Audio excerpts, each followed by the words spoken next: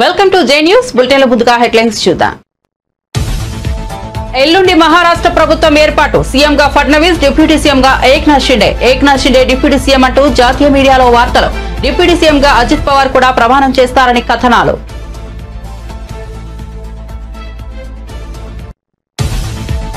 మరో నూతన విధానాన్ని ప్రవేశపెట్టిందన్న సర్కార్. భవనాలు, లేఅవుట్ల అనుమతులకు ఆన్లైన్ సేవలు అందుబాటులోకి. ఐటీ పరిశ్రమల శాఖ మంత్రి శ్రీధర్ బాబు ప్రారంభించిన బిల్ నౌ విధానం.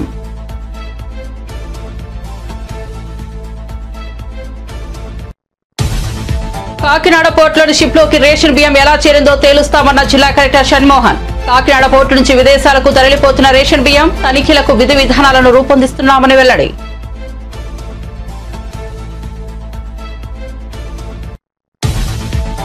ఏపీని వెంటాడుతున్న మరో అల్పపీడనం, మరికొన్ని రోజులు వర్షాలు. డిసెంబర్ 9 నుంచి 16వ తేదీ మధ్య అల్పపీడనం ఏర్పడే ఛాన్స్. దక్షిణ కోస్తా జిల్లాలపై ప్రభావం ఎక్కువని ఐఎండీ అంచనా.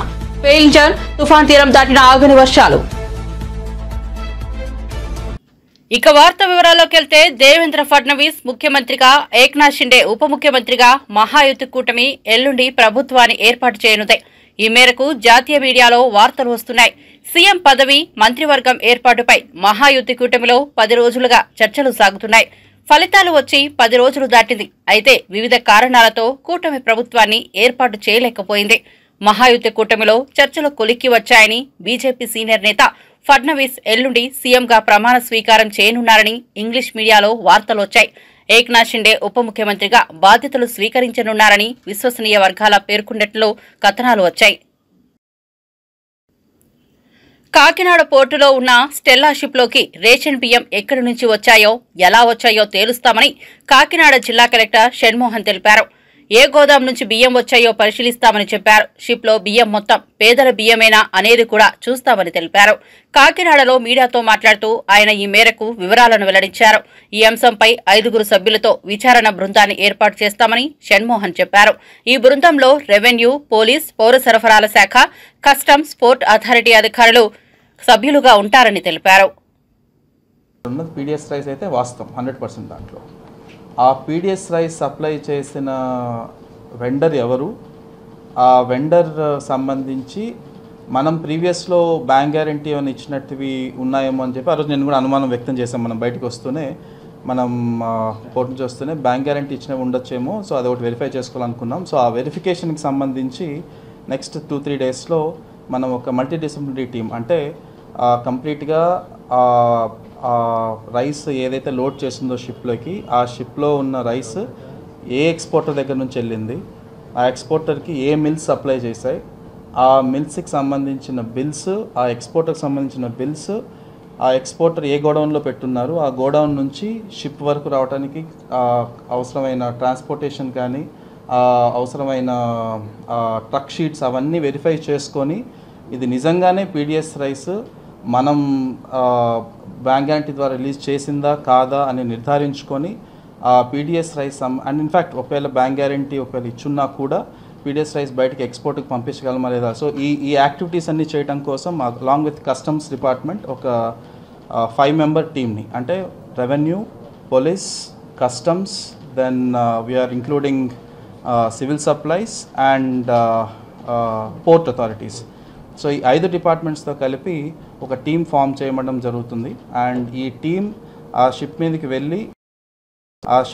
వెళ్ళి ఖచ్చితంగా ప్రతి లోడ్ని వెరిఫై చేసుకొని మనం ఏదైతే ఐడెంటిఫై చేసామో ఆ స్టాక్తో పాటు ఇంకా ఏదైనా దాని కింద కానీ, తర్వాత షిప్ అంటే చాలా వరకు లోడింగ్ అయి ఉంటుంది. సో ఆ రోజు నేను ఒక్కనే వెళ్ళగలిగాం కాబట్టి ఆ రోజు 100% మనం చెక్ చేసామని చెప్పలేకపోవచ్చు. సో కంప్లీట్గా షిప్ అంతా వెరిఫై చేసుకోవటం, దానికి సంబంధించి శాంపిల్స్ కానీ, తర్వాత దానికి సంబంధించిన ఏదైనా డాక్యుమెంట్స్ కానీ సీజ్ చేసుకోవటం, ఆ డాక్యుమెంట్స్ శాంపిల్స్ తెచ్చుకొని ఆ తర్వాత నెక్స్ట్ ఏం స్టెప్స్ చేయాలి అండ్ కంప్లీట్గా ఇది ఎవరు సప్లై చేశారు, ఏం సప్లై చేశారు అనేది తేల్చుకున్న తర్వాత we will take the next course of action. Why I'm trying to say this is, ఆ షిప్ మన పోర్ట్లోనే సీజ్ చేయడం జరిగింది, ఇప్పుడు మన దగ్గరే ఉంది. అండ్ ఆల్రెడీ డిప్యూటీ సీఎం గారు కూడా has strongly directed us also. మన ఎలాంటి అన్ఫేర్ ప్రాక్టీస్ అక్కడ జరిగినా కూడా we have to take full control. And ఎట్టి పరిస్థితుల్లో అలాంటి జరుగుతున్న ఇష్యూస్ని మనం స్ట్రాంగ్ హ్యాండ్తో along with police and other agencies we will stop it in Kakinada.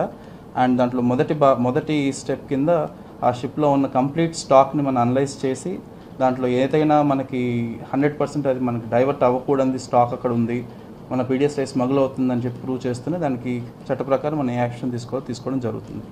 So ఇందులో భాగంగా ఇందాకే మనం ఆల్ పోలీస్ అండ్ సివిల్ సప్లైస్తో కూడా ఒక వర్క్షాప్ లాంటిది పెట్టుకుంటే వెళ్ళి ఎలా చెక్ చేయాలి, చెక్ చేసింది మనం ఎలా నిర్ధారించుకోవాలి, శాంపుల్ ఎలా తీయాలి, చేసిన దాన్ని శాంపుల్స్లో ఎలాంటి పర్సంటేజెస్ ఆఫ్ ఎఫ్ఆర్ కేసు తర్వాత ఎలా దాన్ని నిర్ధారించాలనేది both civil supplies department police ఒక కంబైన్డ్ అవేర్నెస్, అంటే పోలీస్ కూడా అర్థం కావాలి మనం ఏం చేస్తున్నాము. సివిల్ సప్లైస్ డిపార్ట్మెంట్తో పాటు పోలీస్ ఆల్సో షుడ్ అండర్స్టాండ్ ఎలాంటివి ఈ డైవర్షన్ జరుగుతున్నప్పుడు ఎలా ఐడెంటిఫై చేయగలమే దాని గురించి ఒక వర్క్షాప్ పెట్టుకోవడం జరిగింది ఇవాళ. సో మోర్ అండ్ మోర్ వచ్చే రోజుల్లో మనం దీని గురించి పర్టికులర్గా స్పెసిఫిక్గా ఒక ఇన్ఫర్మేషన్ వచ్చినప్పుడు దాని గురించి ఇమ్మీడియట్గా యాక్ట్ చేసేటట్లు టీమ్స్ ఫామ్ చేసుకోవటం, ఆ టీమ్స్ దీంట్లో ఖచ్చితంగా ట్రైన్ అయ్యి ఉండి రేపు మనం దానికి శాంపిల్స్ టెస్ట్ చేసినప్పుడు కూడా ఆ శాంపిల్స్ సంబంధించిన రిజల్ట్స్ బట్టి మనం తెలంగాణలోని కాంగ్రెస్ ప్రభుత్వంపై బీఆర్ఎస్ నిత్యం విమర్శలు గుప్పిస్తోంది. బీఆర్ఎస్ నేతలు ముఖ్యమంత్రి రేవంత్ రెడ్డిపై తీవ్ర పదజాలంతో విరుచుకుపడుతున్నారు. ప్రభుత్వ నిర్ణయాలకు వ్యతిరేకంగా జనాలతో కలిసి ఆ పార్టీ నేతలు ఆందోళన చేపడుతున్నారు. ఈ క్రమంలోనే తాజాగా ఓ ఆసక్తికర సన్నివేశం చోటు చేసుకుంది. బీఆర్ఎస్ ఎమ్మెల్యే మాజీ మంత్రి తలసాని శ్రీనివాస్ యాదవ్ మంగళవారం ముఖ్యమంత్రి రేవంత్ రెడ్డిని కలిశారు. ఉదయం బంజారాహిల్స్ లోని సీఎం రేవంత్ రెడ్డి నివాసానికి వెళ్లి తలసాని భేటీ అయ్యారు. తన సోదరుడి కుమార్తె వివాహానికి రావాలంటూ రేవంత్ రెడ్డిని ఆహ్వానించారు. పెళ్లి పత్రిక అందించి చిరునవ్వులతో చేతులు కలిపారు. దీనికి సంబంధించిన ఫోటో ప్రస్తుతం సోషల్ మీడియాలో వైరల్ గా మారింది. పుష్ప చిత్రాలు చేయడానికి కారణం కేవలం అల్లు అర్జున్ పై తనకున్న ప్రేమేనని దర్శకుడు సుకుమార్ అన్నారు. ఆయన మాటలకు అల్లు అర్జున్ భావోద్వేగానికి గురయ్యారు. ఆయన దర్శకత్వంలో అల్లు అర్జున్ కథానాయకుడిగా తెరకెక్కిన చిత్రం పుష్ప 2 ఈ సినిమా ప్రీ రిలీజ్ ఈవెంట్ సందర్భంగా సుకుమార్ మాట్లాడారు. అల్లు అర్జున్ తో నా ప్రయాణం ఆర్యాతో మొదలైంది. వ్యక్తిగా నటుడిగా తను ఎలా ఎదుగుతున్నాడో చూస్తూ వచ్చా. తను ఒక ఎక్స్ప్రెషన్ కోసం ఫైట్ చేస్తాడు. బన్నీతో పుష్ప చేస్తా అన్నప్పుడు నా దగ్గర కథ లేదు, నీ క్యారెక్టర్ ఇలా ఉంటుందని కేవలం 2 సీన్లు చెప్పా. కానీ బన్నీ నన్ను నమ్మాడు. సినిమా కోసం తను పడే తపన చూసి ఈ వ్యక్తి కోసం ఏదైనా చేసేయొచ్చు అని అనిపించిందని సుకుమార్ తెలిపారు.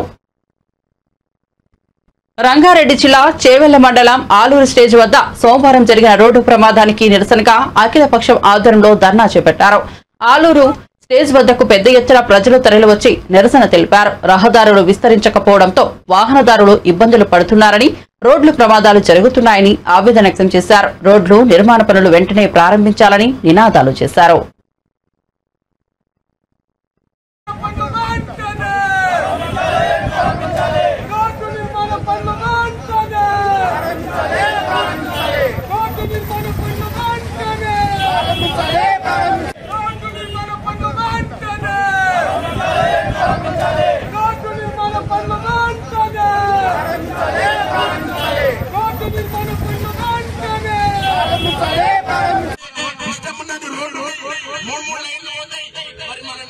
హైదరాబాద్ దూరం లేము, చాలా దగ్గరలో మనకి దిక్కుమల్ల పరిస్థితి.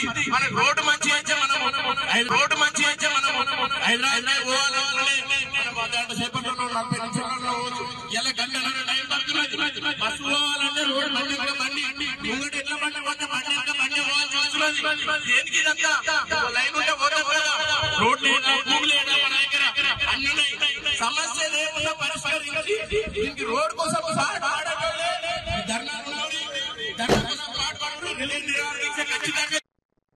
రాష్ట్రంలో రైతాంగాన్ని సీఎం చంద్రబాబు ప్రభుత్వం గాలికి వదిలేసిందని ధ్వజమెత్తారు మాజీ మంత్రి కారుమూరి నాగేశ్వరరావు.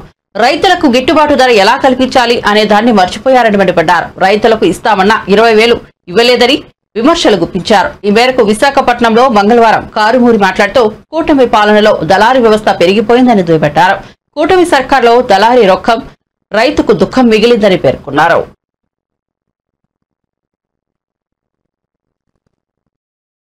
అది ఎగ్గొట్టేసి ఈ క్రాప్ కూడా చేయకుండా ఇవాళ ఈ క్రాప్ చేస్తుంటే 1,350 కోట్ల రూపాయలు రైతులకి నష్టపరిహారం వచ్చిండేది, ఇన్సూరెన్స్. అది కూడా చేయకుండా ఈరోజు పంట వచ్చిన దానికి ఫలితం లేకుండా దళారీ వ్యవస్థ పెరిగిపోయింది. దళారీకి రొక్కం, రైతుకి దుఃఖం. దళారీకి రొక్కం, రైతుకు దుఃఖం. ఈ రకమైన పరిస్థితిలో రైతుని నెట్టేశారు రోడ్డు మీద. ఇవాళ ఎక్కడ చూసినా సరే ధాన్యం కొనే నాదుడు లేక టోటల్గా దళారీ వ్యవస్థ పేటరేగిపోతా ఉంది. జగన్మోహన్ రెడ్డి గారు ఉన్నప్పుడు రైతే ఈ రాష్ట్రానికి దేశానికి వెన్నెముక. రైతుని అన్ని రకాలుగా ఆదుకోవాలి, రైతునికి మేలు చేయాలి, మంచి చేయాలి. ఇవాళ మీరైనా నేనైనా భోజనం చేసాకే బయటకు వస్తాం. ఇప్పుడు టిఫిన్ చేసాం, మళ్ళీ ఇప్పుడు వెళ్ళి భోజనం చేస్తాం. వాళ్లే కనుక కారడి పాడేస్తే ఏంటి మన పరిస్థితి? ఏం తిని బతకాలి?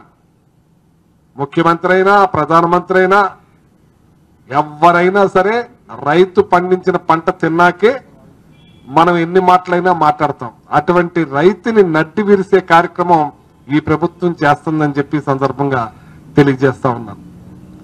ఇవాళ రైతుకి లాస్ట్ టైం జగన్మోహన్ రెడ్డి గారు నెల్లాళ్ల ముందే అప్రమత్తం చేసి ఇవాళ ఏ గ్రామం చూసినా ఆర్బీకే సెంటర్లు పెట్టారు.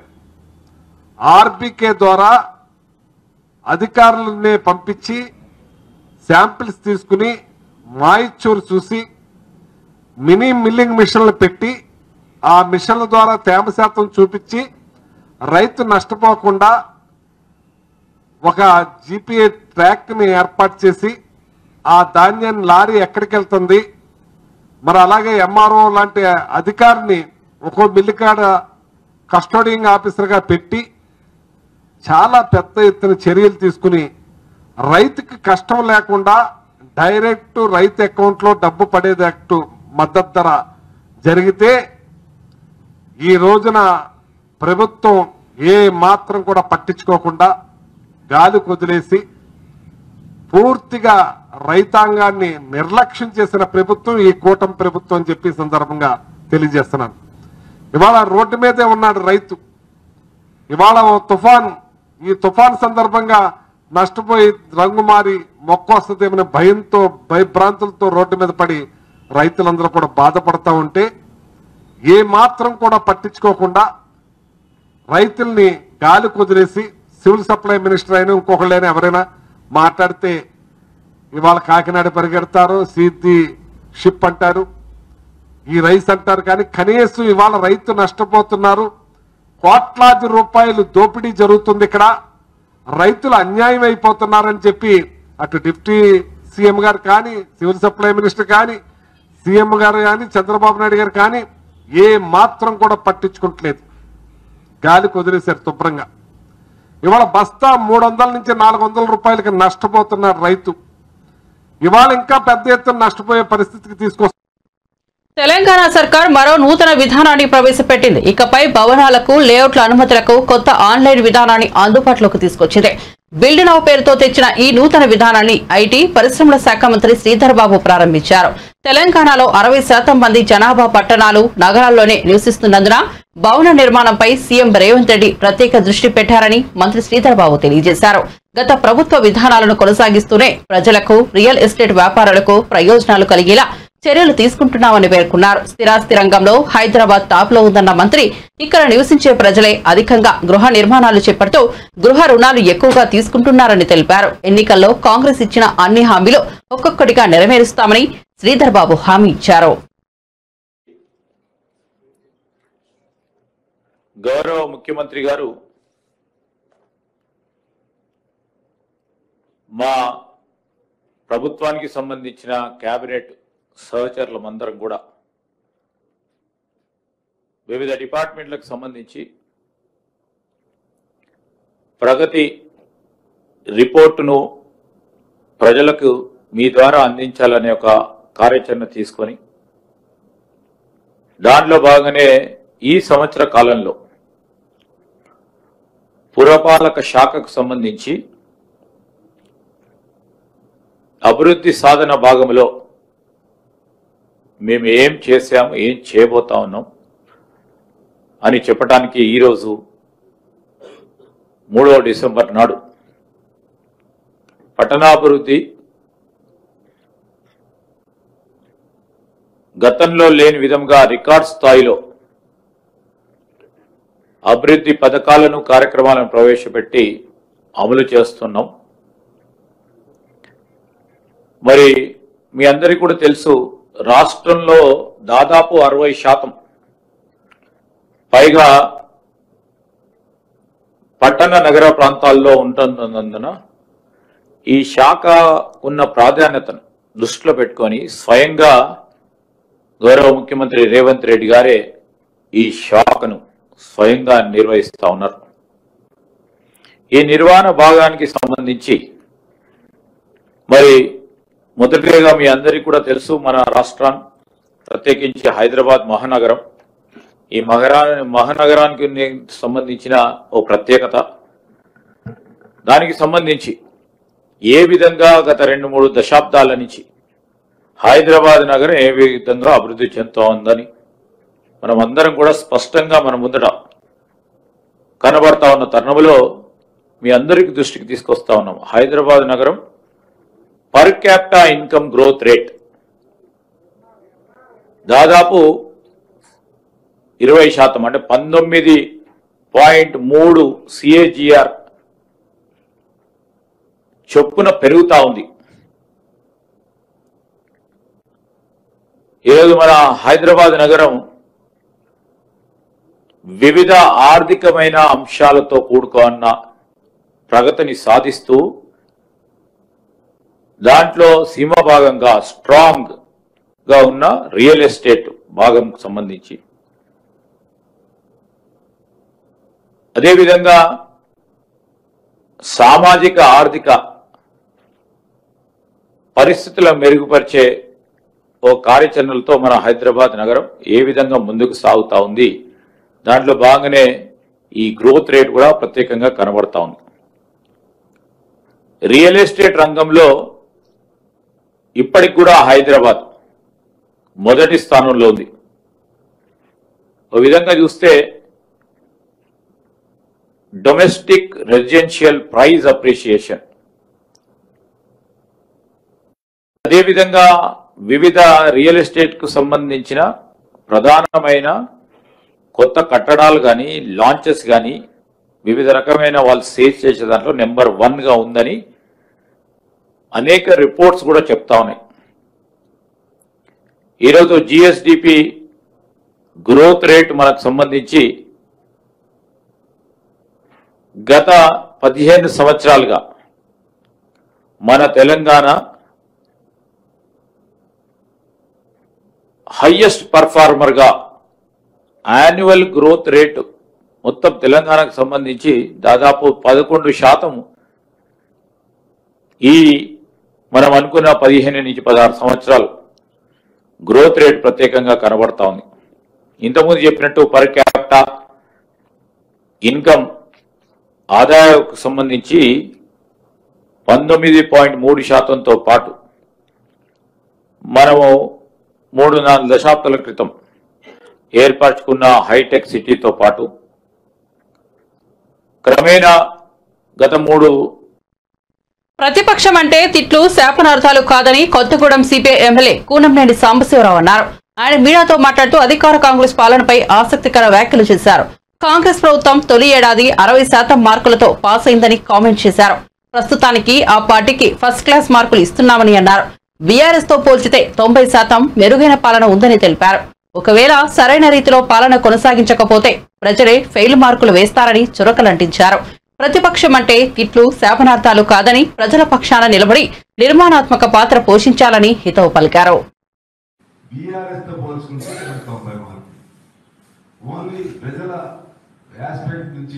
ప్రజల తరపు నుంచి ఆలోచనలో పోలిక చేస్తే 60 మార్కులతోనే ఉన్నారు. 60 మార్కులు ఎందుకన్నానంటే కొన్ని చేశారు. ఏది మన కరెంటుది ఫ్రీ అవుతుంది, చాలా ఇంకా లోటుపాట్లు ఉండదు, ఇంకా 200 యూనిట్లు అవుతుంది. అట్లే ఒడ్లు వాళ్ళు అంత ఇయలేకపోతే నేను ధాన్య కొనుగోలు కేంద్రాలకి ఓటుకి వెళ్తా కదా, వాళ్ళకి మొదట్లో మీకు ఈ బోనస్ ఇవ్వలేరా అని చెప్పారు. వాళ్ళు ఇస్తున్నారు, బస్తాకి 500 బోనస్ ఇస్తున్నారు. కింద అంటే బస్తా కింద 500 ఇస్తున్నారు అంటే ఎకరానికి 10 నుంచి 12 వేలు వస్తుంది. ఇప్పుడు సంతోషంగానే ఉన్నారు. నాకే ఆశ్చర్యం వేసింది ఎట్లా ఇస్తున్నారు. అట్లా కొన్ని అంశాలు చేస్తున్నారు. దానికోసం నేను వాళ్ళు ఎందుకు చేశారు చెప్పండి. అసలు ఒక్క పని చేశారండి వాళ్ళు. దళితులు 3 ఎకరాలు ఇచ్చారా? ఇంకా చాలా దళిత బంధు అది ఫెయిల్, డబుల్ బెడ్రూమ్ అది ఫెయిల్, ఉద్యోగాలు అది ఫెయిల్. అదేవిధంగా అది మాట్లాడే స్వేచ్ఛ ఎక్కడ ఉంది? ఇవాళ నేను మాట్లాడుతున్నా. ఇంకా వీళ్ళు ఇంకా ఆ చెప్పుల్లోనే అడుగులు ఇంకా బయటకు రావట్లా. ఇంకా స్వేచ్ఛ రావాలి, ఇంకా స్వేచ్ఛ రావాలి. ముఖ్యమంత్రి గారు కూడా ఏం చేయాలంటే రాజశేఖర రెడ్డి గారు లాగా అప్పట్లో ఒక్క 1 అవర్ ఖచ్చితంగా ప్రజలకు కలవాల్సిందే మా సూచన. కలిస్తే ముందు భరోసా వస్తుంది. మంత్రులు కూడా 1 అవర్ కలవాల్సిందే. ఫోన్లు మాట్లాడే రిసీవింగ్ కి ఓ సిస్టమ్ ఏర్పాటు చేసుకోవాల్సిందే. ఎమ్మెల్యేలు ప్రజల తరఫున ఉండే ఎమ్మెల్యేలు మాట్లాడితే ఫోన్లు ఎత్తకపోతే ఫోన్ ఎత్తులేదు మాకు ఏదో స్వర్గంలోకి ఎక్కినాడు వెళ్ళినట్టుగా అనిపిస్తుంది. ఎవరు ఎత్తితే ఫోన్ అంత పరిస్థితి అవసరం లేదు. అధికారులు కూడా ఎత్తకపోతే అట్లా. ఇది మరి ఎందుకంటే ఎవరు చెప్తారు చెప్పండి? యాజ్ ఏ కమ్యూనిస్ట్ పార్టీ లేదా నేను తప్పని చెప్తున్నాం, ఒప్పని చెప్తున్నాం. అంతిమంగా మాత్రం వీ సపోర్ట్ దిస్ గవర్నమెంట్.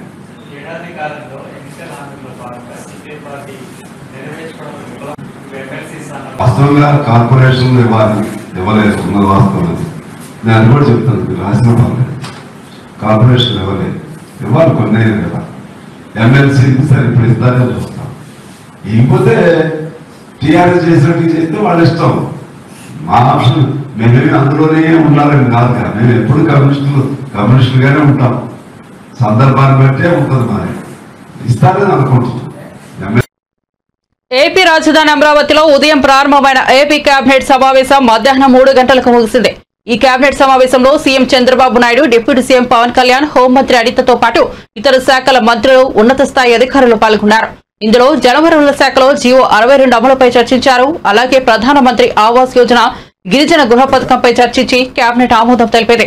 అలాగే రాష్ట్రంలో గత 5 ఏళ్లలో నిర్మాణం ప్రారంభం కాని గృహాల రద్దు చేసే అంశంపై చర్చించారు. సిఆర్డీఏ అథారిటీ ఆమోదించిన 23 అంశాలకు కేబినెట్ పచ్చజెండా ఊపింది. వీటితో పాటుగా సమీకృత పర్యాటక పాలసీ 2024-29కి ఏపీ కేబినెట్ ఆమోదం తెలిపింది. పొట్టి శ్రీరాములు వర్ధంతిని ఆత్మార్పణ సంస్మరణ దినంగా పాటించాలని కేబినెట్ లో నిర్ణయించింది. ఏదైతే ప్రతిపాదన చేశారో ఆ బిల్లుకి ఆమోదం, ఆ పాలసీకి ఆమోదం తెలపడం జరిగిందని చెప్పేసి మనం చేస్తాం. నేను ఈ గ్లోబల్ కాంపిటేటివ్ సెంటర్స్ అనేది ప్రపంచ వ్యాపార రంగంలో చాలా ప్రధాన పాత్ర వహిస్తున్న విషయాన్ని మీ దృష్టికి తీసుకొస్తా ఉన్నాను. వీటిని ఎక్కువగా ఎంఎన్సీస్ ఫారిన్ కంట్రీస్లో ఎక్కువగా స్థాపిస్తూ ఉన్నారు. రిమోట్ వర్క్, హైబ్రిడ్ వర్క్ మరియు కోవర్కింగ్ స్పేస్ల వంటి అత్యాధునిక సర్వీస్ డెలివరీ మోడల్ని ఏర్పాటు చేయటం ఈ పాలసీ యొక్క లక్ష్యం అని చెప్పేసి మనం చేస్తా ఉన్నాను. నేను ఈ పాలసీ మూలంగా రాష్ట్ర ఆర్థిక పరిస్థితి, గిగ్ ఎకానమీ పెద్ద ఎత్తున అభివృద్ధి చెందటానికి కావాల్సిన మానవ వనరుల్ని అభివృద్ధి చేయటానికి, స్కిల్డ్ వర్క్ ఫోర్స్ని డెవలప్ చేయటానికి, వాళ్ళకి కావాల్సిన వర్కింగ్ ఫెసిలిటీస్ని ఏర్పాటు చేయటానికి ఈ పాలసీ బాగా ఉపయోగపడుతుందని చెప్పేసి నేను మనవి చేస్తాను. ఈ పాలసీ 2000 స్వర్ణాంధ్ర విజన్ 2047లో భాగంగా ఒకే కుటుంబం, ఒక కుటుంబానికి ఒక పారిశ్రామికవేత్త ఏదైతే ఆలోచన ఉందో గౌరవ ముఖ్యమంత్రి గారి ఆలోచన, ఆ ఆలోచన లక్ష్యాలను సాధించడం కోసం ఈ పాలసీ ఉపయోగపడుతుందని చెప్పేసి కూడా ఈ సందర్భంగా తెలియజేస్తా ఉన్నాను. మరి మౌలిక సదుపాయాలని ఇన్ఫ్రాస్ట్రక్చర్ డెవలప్మెంట్ చేయడం కోసం గవర్నమెంట్ కోవర్కింగ్ స్పేస్లు మరియు నేబర్ వర్క్ స్పేస్లు పెద్ద ఎత్తున ఎంకరేజ్ చేయాలని చెప్పేసి భావిస్తూ ఉంది. ఎందుకంటే మనందరం కూడా చూస్తూ ఉన్నాం, ఒకప్పుడు ఉద్యోగం అంటే పొద్దున్నే 9ంటికి వెళ్ళో లేకపోతే వాళ్ళ టైం నిర్దేశించబడ్డ సమయానికి వెళ్ళి సాయంత్రం వరకు అదే ఆఫీస్లో కూర్చుని పనిచేసే విధానం ఉండేది. కానీ కరోనా వచ్చిన తర్వాత మనం చూస్తా ఉన్నాం, మన గ్రామాల్లో మనందరం ఆ పిల్లలకి ఉద్యోగాలు పోయినాయా ఏంటి అని అనుకుంటా ఉంటే కాదు, అందరూ కూడా ఉద్యోగం చేస్తున్నారు. పెద్ద పెద్ద ఎంఎన్సీ కంపెనీలో పనిచేస్తూ ఉన్నారు. అయినా కూడా వాళ్ళందరూ కూడా వాళ్ళ గ్రామాల నుంచి వాళ్ళ ఇంట్లో నుంచి వాళ్ళు పనిచేసి వర్క్ ఫ్రమ్ హోమ్ ఏదైతే ఉందో ఆ వసతిని వినియోగించుకుంటున్న విషయం మనందరం కూడా చూస్తా ఉన్నాం. దానికోసం అని చెప్పేసి ఈ కోవర్కింగ్ స్పేస్ని అదేవిధంగా నేబర్ వర్క్ స్పేస్ని డెవలప్ చేయాలని ఈ ప్రభుత్వం ఆలోచన చేస్తుంది. దానికోసం ఎవరైనా డెవలప్ చేస్తే వాళ్ళందరికీ కూడా మరి ఇన్సెంటివ్స్ ఇచ్చే కార్యక్రమం కూడా చేయబోతున్నామని చెప్పేసి మనం చేస్తాను.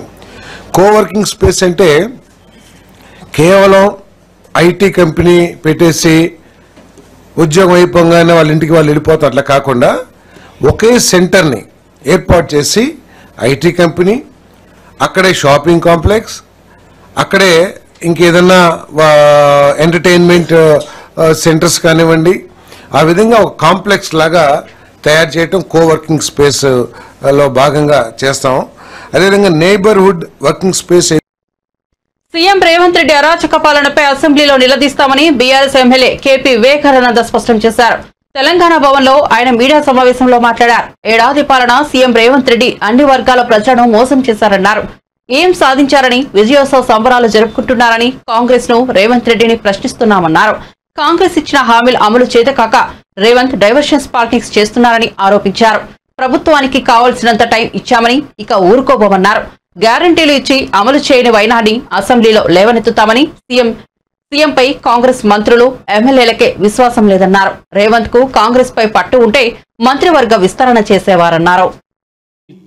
చేతి నిండా పని కంటి నిండా నిద్ర ఉండే విధంగా కేసీఆర్ గారు ప్రవేశపెట్టిన పథకాలు వారికి అద్భుతాలు సృష్టించి వారికి ఎన్నో జీవితాల్లో వెలుగులు నింపినటువంటి మరి సందర్భం కేసీఆర్ గారి నాయకత్వంలో తెలంగాణ రాష్ట్రంలో ఉండే. ఈరోజు సంవత్సరం కావస్తా ఉంది రేవంత్ రెడ్డి గారి ప్రభుత్వం ఏర్పాటై. ఈరోజు అక్కడ నాయి బ్రాహ్మణ సోదరులు ధర్నా చేస్తూ ఉన్నారు. చేతివృత్తులపై ఆధారపడినటువంటి నాయ బ్రాహ్మణ సోదరులకి ఉచితంగా మరి కరెంట్ సరఫరా చేస్తే, వారికి విద్యుత్ సరఫరా చేస్తే, పవర్ సప్లై చేస్తే మరి వారికి ఆ ఒక్క పథకాన్ని నిలిపివేసి వారిని నిరుత్సాహపడే విధంగా వారి వృత్తిపైన ఆధారపడ్డటువంటి నాయ బ్రాహ్మణ సోదరుని రోడ్డు పైన పడేసే విధంగా చేసేటువంటి చర్యల వల్ల వాళ్ళు రోడ్డు పైనకు వచ్చి ఈరోజు ధర్నాలు చేసేటువంటి పరిస్థితి ఈ యొక్క కాంగ్రెస్ ప్రభుత్వం, రేవంత్ రెడ్డి గారి ప్రభుత్వం చేస్తుందని చెప్పడానికి మరి నేను ఎలాంటి అనుమానం లేకుండా ఆధారాలతో పాటు కూడా చెప్తా ఉన్నాను. అంతేకాకుండా ముఖ్యంగా మత్స్య పారిశ్రామిక సహకార సంఘాలపైన ఆధారపడినటువంటి కుటుంబాలు ఈ తెలంగాణ రాష్ట్రంలో ఈ మత్స్య పారిశ్రామిక సహకార సంఘం పైన ఆధారపడే కుటుంబాలు దాదాపు 4 లక్షల కుటుంబాలు మరి యొక్క ఈ మత్స్య సంపద పైన, మత్స్య వృత్తి పైన మరి ఆధారపడి సహకార సంఘాలుగా దాదాపు 5,352 సహకార సంఘాలు రాష్ట్రంలో ఉన్నాయి. వీరందరూ కూడా ఈ యొక్క ఫిషరీస్ అంటే ఈ యొక్క వృత్తి పైన ఆధారపడి. బులెటిన్ ముగించే ముందు హెడ్లైన్స్ మరోసారి చూద్దాం. ఎల్లుండి మహారాష్ట్ర ప్రభుత్వం ఏర్పాటు. సీఎంగా ఫడ్నవీస్, డిప్యూటీ సీఎంగా ఏక్నాథ్ షిండే డిప్యూటీ సీఎం అంటూ జాతీయ మీడియాలో వార్తలు. డిప్యూటీ సీఎంగా అజిత్ పవార్ కూడా ప్రమాణం చేస్తారని కథనాలు.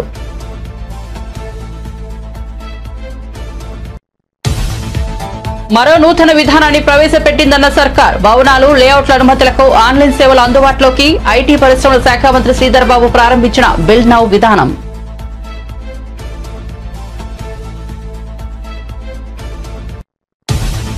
కాకినాడ పోర్టులోని షిప్లోకి రేషన్ బియ్యం ఎలా చేరిందో తేలుస్తామన్న జిల్లా కలెక్టర్ షణ్మోహన్.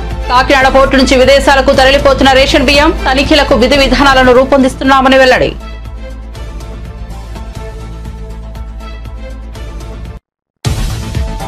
ఏపీని వెంటాడుతున్న మరో అల్పపీడనం. మరికొన్ని రోజులు వర్షాలు. డిసెంబర్ 9 నుంచి 16వ తేదీ మధ్య అల్పపీడనం ఏర్పడే ఛాన్స్. దక్షిణ కోస్తా జిల్లాలపై ప్రభావం ఎక్కువని ఐఎండీ అంచనా.